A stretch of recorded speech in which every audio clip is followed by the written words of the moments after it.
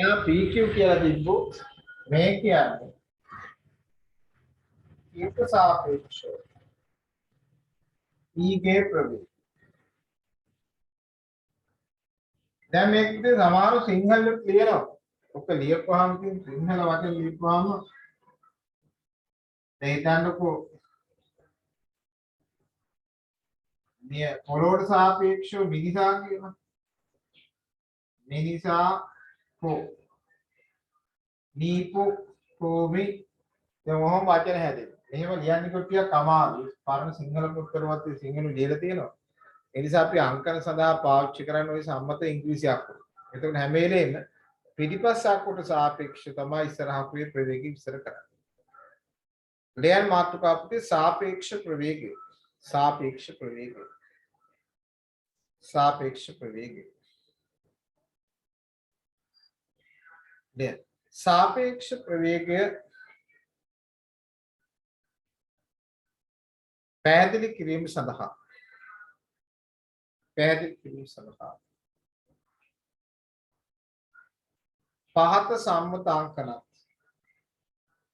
පහත සම්මතාංකනත්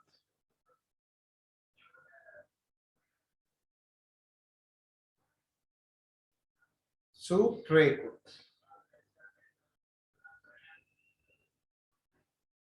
අර්ථ දැක්වේ.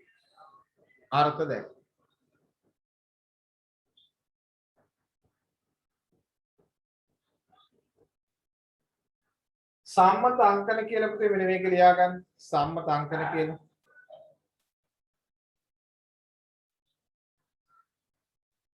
සම්මත අංකන කියලා මේක ලියා ගන්න.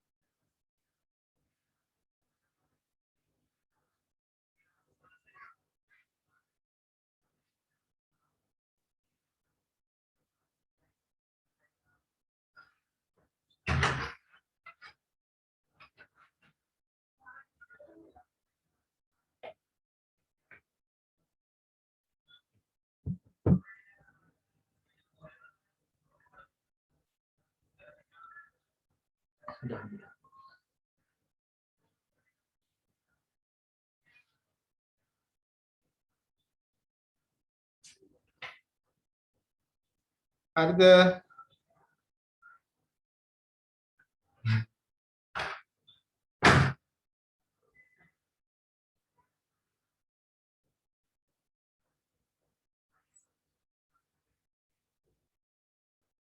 ඉවරයි.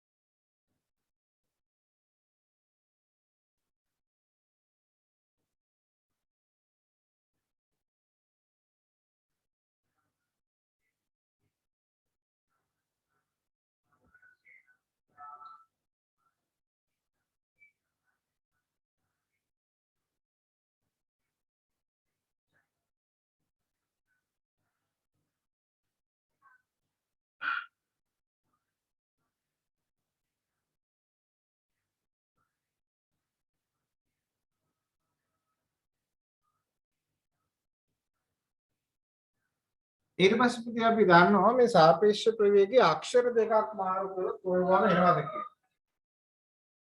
දැන් ඒ කියන්නේ මෙහෙම. දැන් සාපේක්ෂ මේක සම්මතයක් මේක සම්මතයක්. සාපේක්ෂ ප්‍රවේගයක අක්ෂර දෙක මාරු කරලා මෙයාගේ මුලට විල් ලකුණක්. දැන් VAB තිබ්බ කියන්නකෝ. දැන් අපි VBA කියලා ගත්තා. මෙයාට ඍණ ලකුණක් එනවා. ඔන්න සම්මත. දැන් උදාහරණයක් ගත්තොත් VAB. ඉබ කියනකො මේ දිශාවට V1 ප්‍රවේගයක්. දැන් මට VBA ඕන. VBA කියන්නේ පුතේ ඍණ AB නේද? අක්ෂර දෙක මාර්ක් කරොත් උන්ට ඍණ ලකුණක් ලැබෙනවනේ. දැන් AB කියන්නේ මෙයානේ. ඍණ මේ දිශාවට V1. යම් දෛශිකයක් ඍණ එනවා කියන්නේ කවුද? එයාගේ දෛශිකය ප්‍රතිවර්ත වෙනවා. ප්‍රතිවිරුද්ධ වෙලා. දැන් දෛශික පාඩම මතක් වෙනවා. එහෙනම් එන්නේ සරල අදහස VAB මේ දිශාවට V1 නම් VBA කියන්නේ මෙයාගේ කෙලින් ප්‍රතිවිරුද්ධ කරා නම් හරි.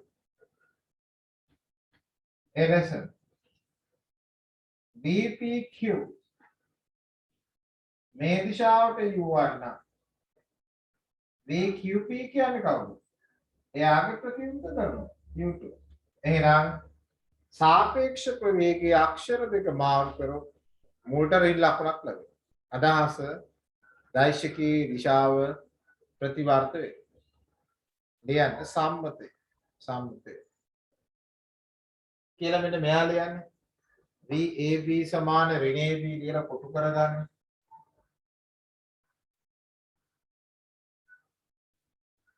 සම්මතය කියලා ලියලා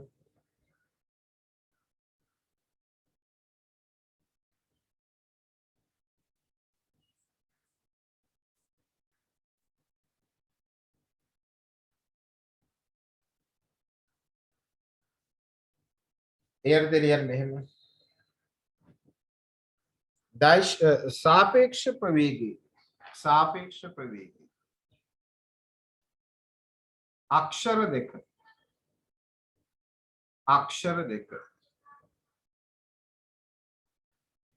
मार्कल विट अक्षर देख मार्कल विट अक्षर देख मार्कल विट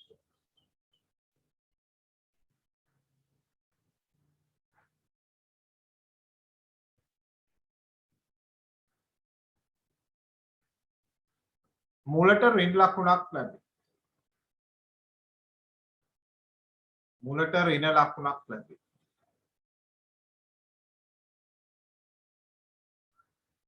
ඉන්න අදහස් වන්නේ.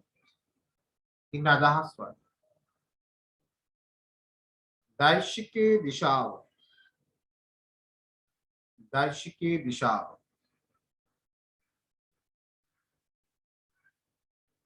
ප්‍රතිවර්ත वो बवै दैशिकी दिशाव प्रतिवार्त वो बवै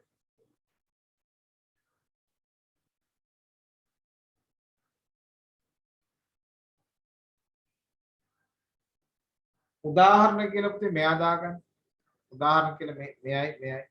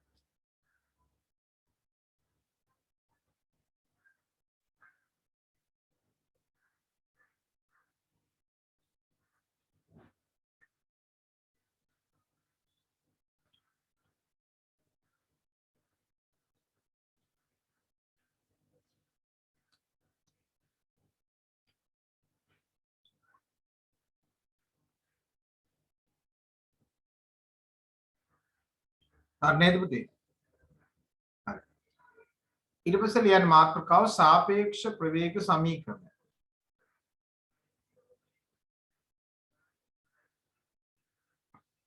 सापेक्ष प्रवेग समीकरण දැන් අපිට සාපේක්ෂ ප්‍රවේග සමීකරණයෙන් දෙන්නේ ඔය යම්කිසි වස්තුවක සාපේක්ෂ ප්‍රවේගය හොයන්න පුළුවන් ප්‍රකාශනයක් තමයි මේ සාපේක්ෂ ප්‍රවේග සමීකරණයෙන් දෙන්නේ. එතන පුතේ සාපේක්ෂ ප්‍රවේග සමීකරණයේ තියෙන භෞතික රාශියක වස්තු තුනක්. උගක් වෙලාවට එකක් පොළොව. අනිත් දෙක වස්තු දෙකක්. එතකොට ඔය වස්තුනුයි පොළොවයි අතර මේ සම්බන්ධ සාපේක්ෂතාවයේ යම්කිසි වස්තු දෙකක් අතර සාපේක්ෂතාවය සඳහා සමීකරණයක් මේක ඉදිරිපත් කරන්න පුළුවන්. මෙන්න මේ. දැන් මෙතන පුතේ මම අර අංකන දෙකෙන් මම වැඩිපුර පාවිච්චි කරන්නේ මෙයා ඒ නිසා මම මේක මතනවා. මේක පාවිච්චි කරන්නේ නැහැ. එතකොට මේ තියෙන්නේ BAB වීර සාපේක්ෂ වේග ප්‍රවේගය මේ VAE ඊට සාපේක්ෂ වේග ප්‍රවේගය මේ EB වීර සාපේක්ෂව වේග ප්‍රවේගය මෙන්න මේ රාශීන් අතර සම්බන්ධය දෙන්නේ මෙන්න මේ සමීකරණය VAB කියන කෙනා සමානයි VAE ධන VEB මෙන්න මේ සමීකරණය අපි කියන්නේ සාපේක්ෂ වේග සමීකරණ කියලා අපි කියනවා. දැන් මේක ලියන්න මෙන්න මෙහෙම. දැන් අපිට හොයන්න ඕනේ AB කියන්නකො. අපිට හොයන්න ඕනේ VAB. තුනෙන් රාශිය යටි ලියන්න. A සිට B දක්වා යනවා නම් A සිට E දක්වා ගිහින් E සිට B දක්වා යනවා නේ. AB කියන්නේ AE ධන EB. එවිට VAB කියන්නේ VAE ධන VEB right එරෙසන් අපිට තියෙනවා කියන්න පුතේ PQE කියලා භෞතික රාශීන් තුනක් P හා Q කියන්නේ වස්තු E කියන්නේ පොළොව මට ඕනේ VPQ තමයි මට ඕනේ VPQ තමයි මට ඕනේ right එතකොට අපි දන්නවා PQ නම් මෙයා E නම් P සිට Q දක්වා යනවා නම් P සිට E දක්වා ගිහිලා E සිට Q දක්වා යන්න තුන්වෙනි එක්කෙනාට ලියා ගන්න. එහෙනම් අපිට ලියන්න පුළුවන් VPQ කියන්නේ VPE ධන EQ නේද? ඔන්න තව සමීකරණයක් ගන්න පුළුවන්. ඒ නිසා අපිට ඕනෑම රාශි තුනක් අතර සම්බන්ධය මේ සාපේක්ෂ ප්‍රවේග සමීකරණයෙන් ලියා ගන්න පුළුවන්. ලියන්න මාතෘකාව සාපේක්ෂ ප්‍රවේග සමීකරණ. ලියන්න. යම් වස්තු තුනක් අතර යම් වස්තු තුනක් අතර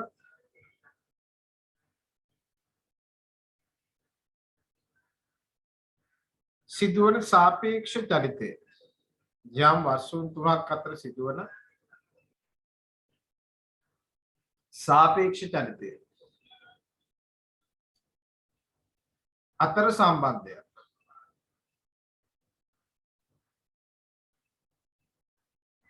මෙම සමීකරණයෙන් දැක්වේ.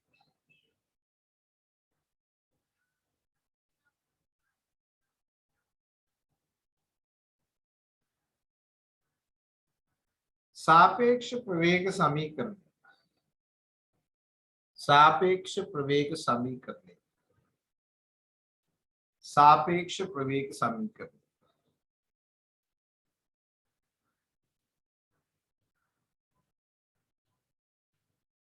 राशि තුනක් ඇති අතර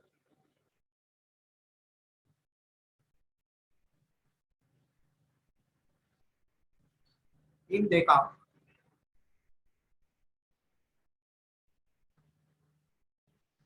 වස්තුන් වන අතර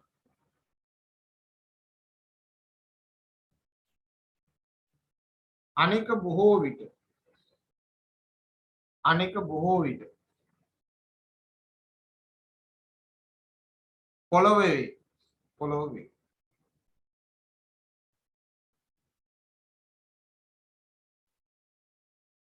එවිට එම රාශීන් සම්බන්ධ වන එම රාශීන් සම්බන්ධ වන सापेक्ष प्रवेग समीकरण सापेक्ष प्रवेग समीकरण पहत परिधि लबा दे पहत परिधि लबा दे केरपते මෙයාගත් අනේ තව වාක්‍යයක් ලියමටි පහත පරිදි ලබා දේ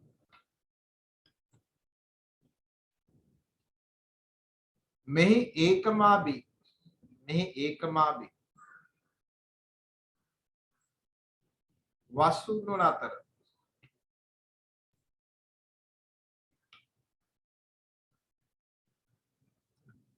कैपिटल ई අනු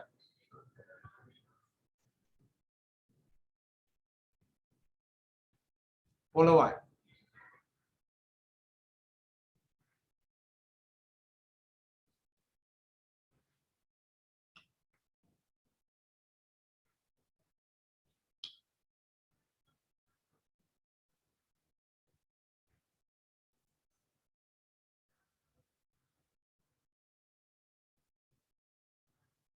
घन बाध्य संबंधी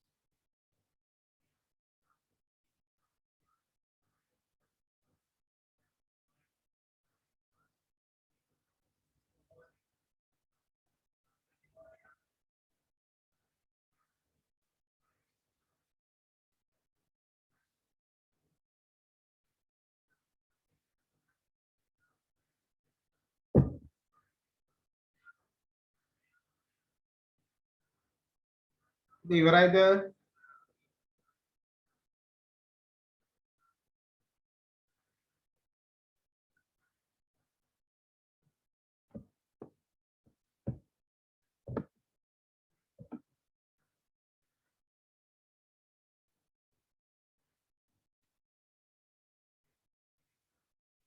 ඉවර කට්ටිය අත උස්සන්න.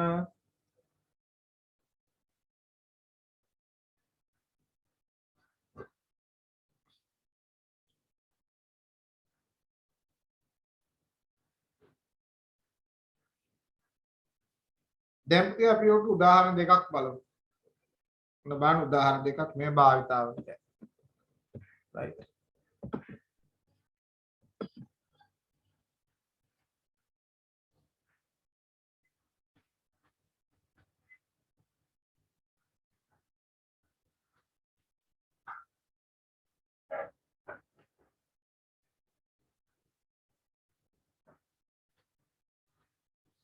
බලන්න පුතේ උදාහරණයක්.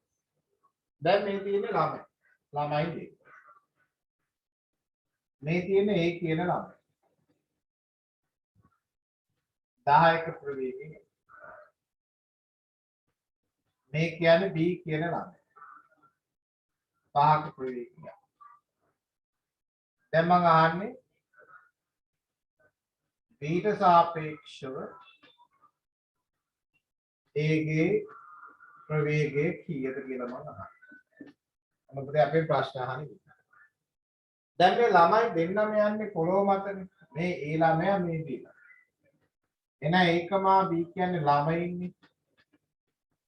මේ ළමයි කියන්නේ පොළොව මතනේ අහස යන්නේ නැහනේ. නේද? දැන් මේ කියන්නේ ප්‍රවේග පුතේ සාපේක්ෂ ප්‍රවේග අංක වලින් ලියා ගන්න. A ළමයා යන්නේ පොළොව. මෙයා 10ක ප්‍රවේගයෙන් යනවා කියන එක අදහස් කරනවා. පොළොවට සාපේක්ෂව A ළමයාගේ ප්‍රවේගය 10යි. පොළොවට සාපේක්ෂව D ළමයාගේ ප්‍රවේගය 5යි. එයත් මේ දිශාව. දැන් අහන්නේ B ට සාපේක්ෂව වෙන්නේ. B ට සාපේක්ෂව ඒ තමයි අපෙන් අහන්නේ. දැන් බලන්න B ට සාපේක්ෂව වෙන අපි සාපේක්ෂ ප්‍රවේග සමීකරණය හදන්නේ කොහොමද? මට ඕනේ VAB. තුන්වෙනි රාශිය. VAB කියන්නේ AC B දක්වා AC B දක්වා. අන්න ලියනවා සාපේක්ෂ ප්‍රවේග සමීකරණය. VAB. මෙන්න මෙයා ලියලා අදාළ සමීකරණ ලියා ගන්න. VAB. VAB. ධන VE. VAE. බලන්න මේ දිශාවට 10යි. EB කියපුවාම පුතේ මේ තියෙන BE නේ. EB නම් දිශාව මාරු වෙනවා. එහෙනම් මේ දිශාව සාපේක්ෂ ප්‍රවේගයේ අක්ෂර මාරුනවා කියන්නේ දිශා ප්‍රතිපත්ති වෙනවා. මේ එකම දිශාවට තියෙන දෛශික දෙකක් හැබැයි එකක් ප්‍රතිරූපයි. එහෙනම් මෙයානේ වැඩි ප්‍රවේගය එන සාපේක්ෂව එහාට. අපි දැන් ඔය දෛශික කොටස අපි කරානේ වැඩි එකකින් අඩු වෙනවා. එහෙනම් VAB මේ දිශාවට 5 යුනිට් ශ්‍රේණියක. එහෙනම් අපි යකින් ගන්නවා තියර එක. යම් වස්තු දෙකක් එකම දිශාවට චලිත වෙනවා නම් සාපේක්ෂ ප්‍රවේගය මොන වෙලාද? අඩු වෙලා නේද? අවුල් වෙලා. ඒ නිසා අපි කියනවා යම් වස්තු දෙකක් එකම දිශාවට චලිත වෙන විට සාපේක්ෂ ප්‍රවේගය අවමගයක් ගන්නවා කියලා කියනවා. දාගන්න පුතේ පළවෙනි උදාහරණය.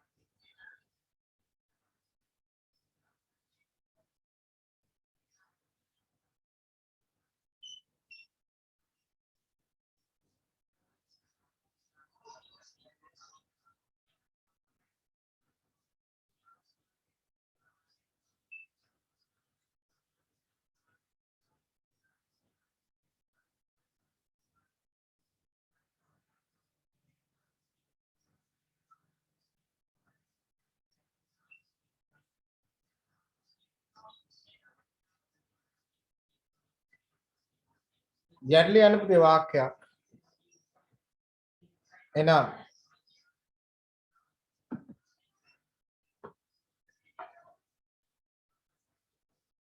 වස්තු දෙකක් එකම දිශාවට චලිත වන විට සාපේක්ෂ ප්‍රවේගය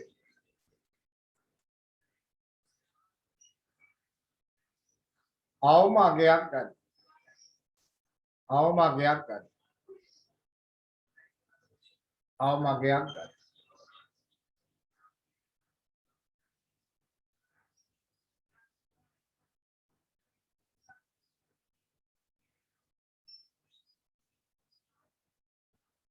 දැන් පුතේ මම එක්කෙනෙක්ගේ ප්‍රවේගය මාරු කරා.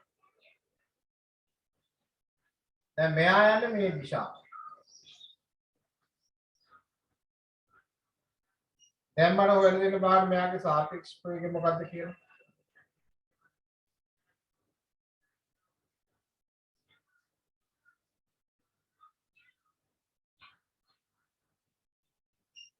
හොයලා දෙන්න බලන්න.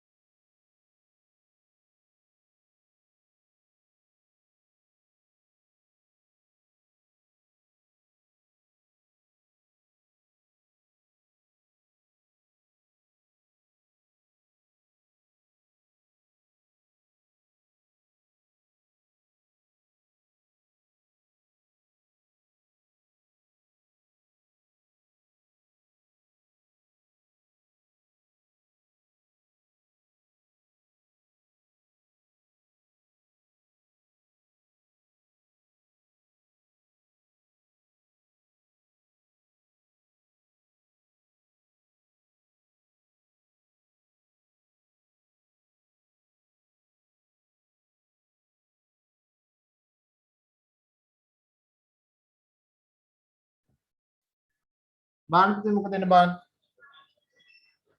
දැන් A කියන්නේ මේ පැත්තට 10යි.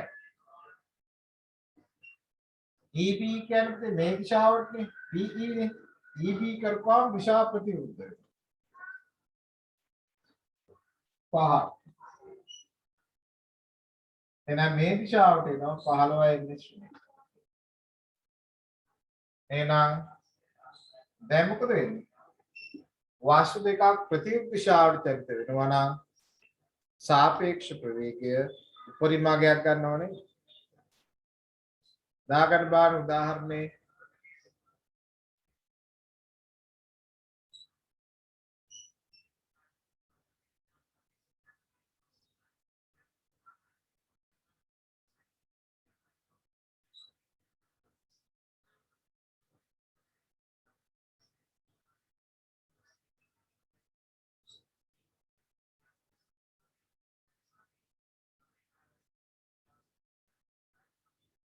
දෙයන පුතේ තරවක් දාලා. එහෙනම්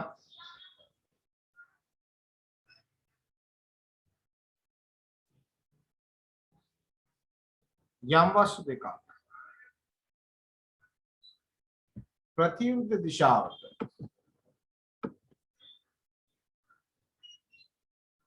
චලිත වන විට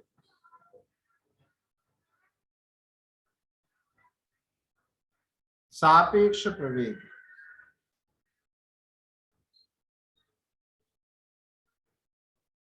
उपरी मार्गයක් ගන්න. उपरी මාර්ගයක් ගන්න.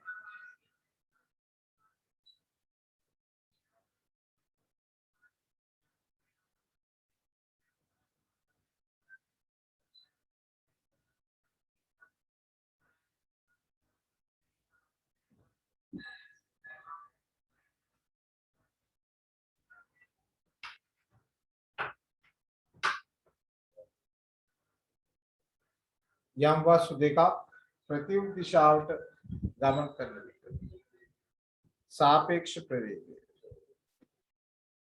उपरी මාර්ගයක් ගන්න. उपरी මාර්ගයක් ගන්න.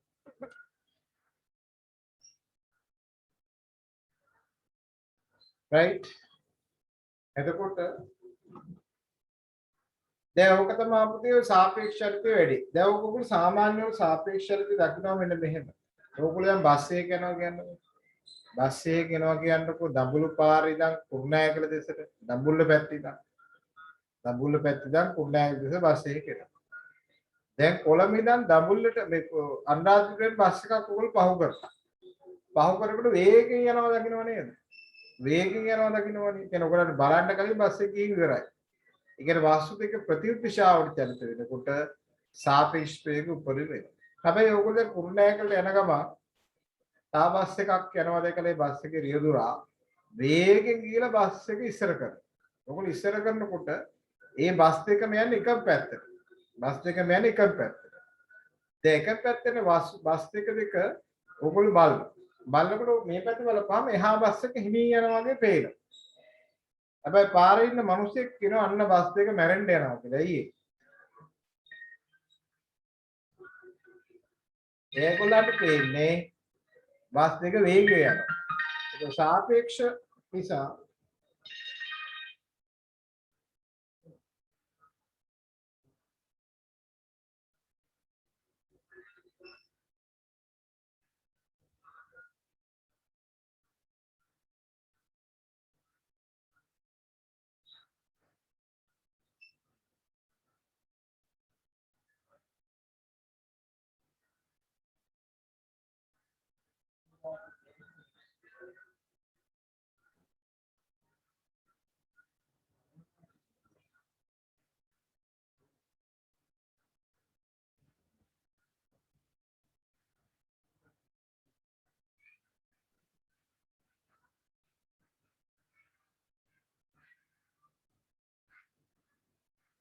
එතකොට පුතේ වස්තු දෙක එකම පැත්තට යනකොට සාපේක්ෂ වේගය අඩු වෙනවා.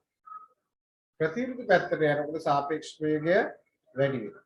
දැන් පුතේ ප්‍රවේග දෙකකින් එකක් හරි ආර්ථුනොත් මොකද වෙන්නේ? දැන් මෙහෙම ප්‍රවේග එකතු කරන්නයි අඩු කරන්නයි පුළුවන් වෙන්නේ එකම පැත්තට තියෙනවා නන්නේ. දැන් ප්‍රවේග දෙකෙන් එකක් හෝ ආර්ථුනොත් අපිට මෙයා එකතු කරගන්න බැරි වෙනවා. අන්න එවැනි අවස්ථාවල පාවිච්චි කරනවා सापेक्ष प्रवेग ටික. ඒක අපි ඊළඟ දවසේ කරන්නේ. දැන් අපි මේ සාධාරණ අවස්ථා ටික කරේ අද ටිකක් කර උදේ කට්ටිය එදින් දෙක කර කරන්ට් එක නැති වෙලා පරක් තිබ්බම උදේ කරන්ට් ටිකක් ඇතුවනේ. ඒ නිසා අපි මේ ඒක ඊළඟ දවසේ කරමු.